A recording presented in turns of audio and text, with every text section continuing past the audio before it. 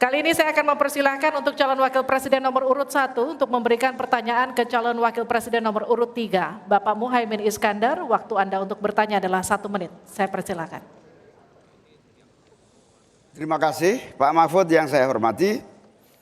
Pemasukan negara itu salah satunya adalah dari kepemilikan lahan yang luas. Banyak kepemilikan lahan yang berlebihan.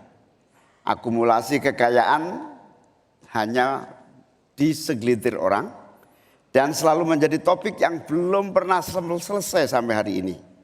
Pertumbuhan ekonomi yang tinggi hanya dinikmati oleh segelintir orang karena akses kepemilikannya juga terbatas. Pemerataan menjadi kata yang tidak bermakna. Maka saya ingin pendapat Pak Mahfud, bagaimana mewujudkan keadilan sosial dimulai dari pemerataan kepemilikan tanah, akses dan lahan. Karena kalau sampai hari ini begitu, maka tidak akan pernah ada kemampuan rakyat untuk mengakses modal ekonomi. Terima kasih. Baik, silakan Pak Mahfud untuk menjawab. Waktu Anda untuk menjawab 2 menit, kami persilakan Bapak. Caimin, itu diskusi sudah lama. Sejak zaman Bung Karno itu dulu mengeluarkan undang-undang land reform, redistribusi lahan itu tadi. Yang sampai sekarang itu tidak jalan meskipun undang-undangnya masih berlaku. Kenapa? Lagi saya katakan, ini pada aparat, pada kedisiplinan kita, pada penegakan hukum kita.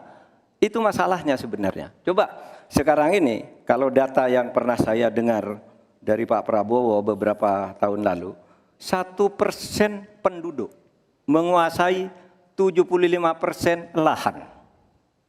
99% penduduk berebut mengelola hanya 20% lahan sisanya. Memang timpang. Oleh sebab itu upaya-upaya pemerataan itu harus terus dilakukan. Nah caranya, saya sebelum masuk ke caranya tadi. Caranya tentu kita lihat fakta yang ada di lapangan. Betapa sekarang ini banyak lahan itu diperoleh secara kolusi yang tidak jelas. Saya pernah dikritik, Pak kenapa ini pemerintah ini sekarang kok lahannya tidak jelas. Diserahkan ke orang semua, rakyat tidak kebagian. Saya tanya, mana daftar lahan? Saya minta ke Kementerian Pertanian. Oh ini dibuat tahun sekian, ini tahun sekian, ini tahun sekian, tahun sekian. Saya tahu di mana masalahnya dan siapa yang membuat ini. Ini yang harus ditertibkan. Apalagi sekarang lahan-lahan ini tiba-tiba diduduki orang. Diduduki orang sampai puluhan tahun, negara diam aja. Bahkan mau diberi ampun, kemarin itu diberi pengampunan pajak. Saya bilang ini harus pidana, masuk. Itu dia menguasai tanah 22 tahun tidak bayar pajak lalu diberi ampun asal mulai baik-baik kembalikan seandainya pajak. Tidak bisa, saya bilang. Nah sekarang dia ini sudah masuk pidana dan sudah inkrah. Nah itu saya kira jalan yang keluarnya itu kedisiplinan kita menegakkan aturan.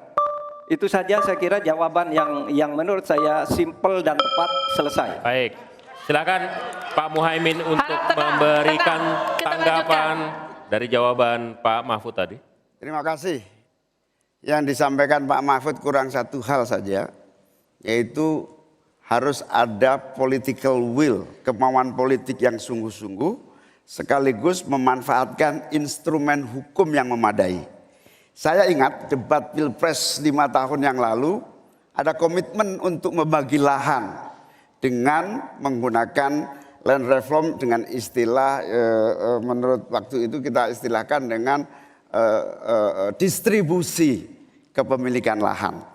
Sehingga yang ingin saya tegaskan dari jawaban Pak Mahfud tadi adalah instrumen hukum harus dipakai secara optimal, diikuti dengan kemauan dan kesungguhan politik, bukan hanya retorika politik.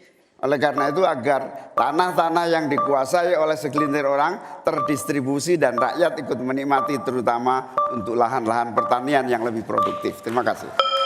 Silakan langsung ditanggapi Pak Mahfud, waktu Anda. Ya, memang begitu kan, dari program yang kami lakukan, kita akan melakukan redistribusi tanah. Dulu dalam 5 tahun terakhir ini bahkan ada kan pembagian tanah untuk rakyat agar merata. Lalu ada 1 juta sertifikat. Setahu saya 1 juta sertifikat itu memang sudah dibagi, tetapi itu untuk mereka yang memang sudah menempati tanah itu. nempati itu lalu diberi sertifikat. Lahan yang lain itu belum dibagi terhadap orang yang belum punya. Nah itulah yang akan kita kerjakan besok dalam rangka redistribusi tanah itu. Itu betul Pak Muhaimin, betul 100% bahwa masalahnya political will.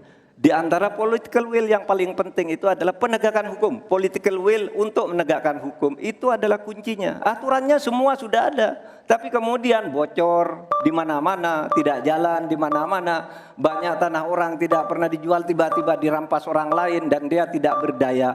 Nah itulah masalahnya, Cak Imin. Selesai. Tuntas. Terima kasih.